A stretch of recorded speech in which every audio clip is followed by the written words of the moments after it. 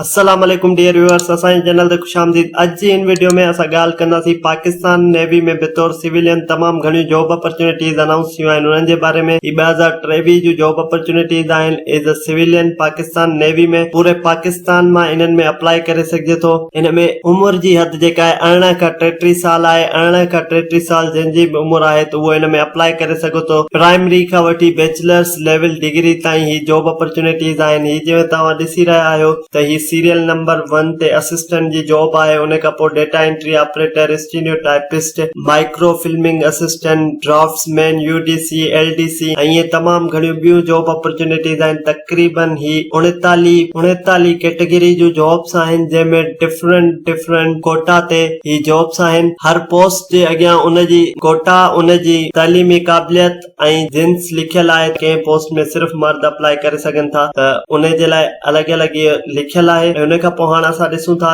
इन जी online registration कीअं थींदी। ऑनलाइन रजिस्ट्रेशन जे लाइ www.joinparknavy.gov.pk ते वञी तव्हां ऑनलाइन रजिस्टर कंदा ऐं रजिस्ट्रेशन जेका आहे 18 सितंबर खां 3 सितंबर ताईं करे सघिजे थी। हाणे असां हलूं था नेवी जी वेबसाइट ते ऐं ॾिसूं था त उते ऑनलाइन कीअं अप्लाई कजे। ऑनलाइन अप्लाई करण जे लाइ मां हिकु दफ़ो ॿीहर तव्हांखे URL ॿुधाए छॾियां, joinparknavy.gov.pk। असां URL सर्च कंदासीं त असां उते वञी करे अप्लाई कंदासीं। जीअं असां ही URL सर्च कयोसीं joinparknavy.gov.pk, असां ऑनलाइन पोर्टल ते अची वियासीं पार्क नेवी जे कैरियर जे। उन खां पोइ हिते अची ही रजिस्ट्रेशन फॉर्म आहे, हिते तव्हां क्लिक कंदा। तव्हां एडवर्टाइज़मेंट ॾिसणु चाहियो था त हिते तव्हां क्लिक करे एडवर्टाइज़मेंट ॾिसंदा ऐं हिते क्राइटेरिया तव्हां ॾिसी सघो था सिविलियन बैच 2023 जो। असां ऑनलाइन रजिस्ट्रेशन ते क्लिक था कयूं स्टेप 1 ते। जीअं रजिस्ट्रेशन ते क्लिक कयोसीं त फॉर्म आहे जंहिंमें तव्हांखे ब्रांच सिलेक्ट करणी आहे जंहिंमें तव्हां अप्लाई करणु चाहियो। फॉर एग्जांपल UDC आहे, तव्हां UDC में अप्लाई कंदव ऐं उन खां पोइ